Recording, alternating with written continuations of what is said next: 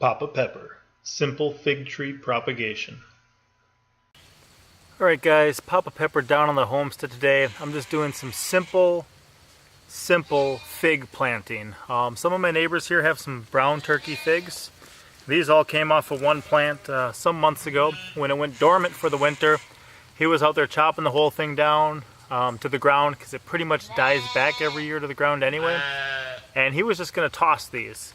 Now thankfully some of the neighbors here have a walk-in cooler too, so I was able to take these, just drop them down into a 5-gallon bucket with a little bit of water in the bottom. If I scrape the skin on them right now, it still shows up green. Not sure if you can see that. Yeah, see the green? So we know it's still alive, it's just dormant. It hasn't woken up yet for the year. A while ago, I ran a line of them. All these little sticks here shoving in are just figs. I just took them like this, and I rammed them down in the dirt, and I left them like that and watered them. I've spent a lot more time in the previous years propagating them and putting more effort into it, but really that is all that you need to do. If that stays watered, they have these little bumps here, the nodes. The nodes are where they have the information, the DNA, the capability to grow. So they're either going to grow leaves or stems or roots. If it's under the ground, it's going to grow roots. So as long as you have one node under the ground and one node above, you could technically chop this thing here and plant what's between my fingers and actually have a whole new plant. That's one of the things I love about plant propagation. It's so amazing, so incredible, so much fun, so rewarding when you get food from it. And technically, if that node was placed at the right level, you could actually have roots and stems grow from it. So you could have a whole new plant just from that. So right now, you'll see this here, that little tiny green thing, that is a fig plant growing from that. If I take this and shove it in, same thing, although this one's a little long, so I'm just gonna cut it in half. But I used to, like I said, spend more time with the whole process. But right now, I'm just planting these. This is gonna be mostly a propagation site.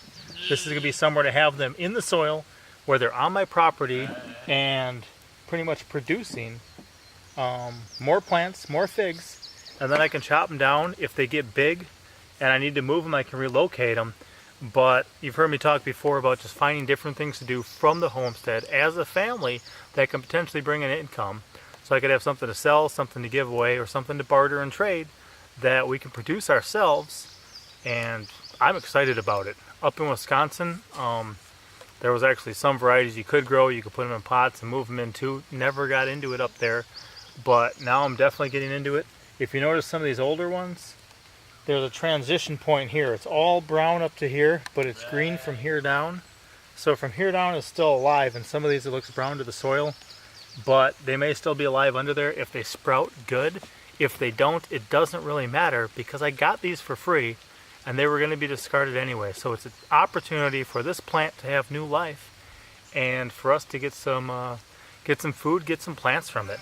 So I've got this pile right now I'm putting in. I still got a bunch in the cooler. I'm excited about it. I love gardening. This stuff makes food. And right now, as I say, I'm putting a lot of effort into certain areas of my life to try to get a return on that investment for years to come. These are a perennial where even if they die back every year, that root's going to stay there, it's going to stay alive, and it's going to spring back to life every spring with the opportunity to bless me and my family with food. So, got one growing here. I think this one over here, I'll grab this camera quick, show you guys a little closer. So, here we go. You can see what I was talking about. This one is brown down to there and then it turns green, so it's alive below here, but it's dead back to there. But here we've got one shooting up already, and this tiny little bud here, we've got another one.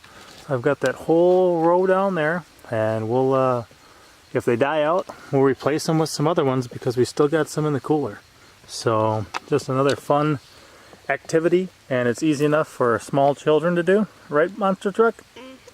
And something that we can do together as a family to get food and to potentially have something to make an income too. So I've actually seen this very variety at the natural food store for sale for $10 each.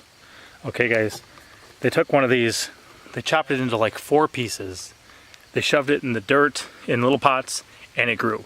So this could be 40 bucks. minus whatever the store gets for selling it there. But that's crazy. That's insane. But that's also the stuff that we love, as we just enjoy the day and age we live in, and try to be more self-sufficient, and try to go. And if you guys see that, that's pitaya right there, dragon fruit. We'll talk about that later. All right, guys, Papa out. As always, I'm Papa Pepper, and I'd like to remind you, don't post for free. If you'd like to be part of a revolution in social media, an economic power to the people where users can actually blog for cryptocurrency, then I'd recommend that you check out steemit.com and join the revolution. Papa out.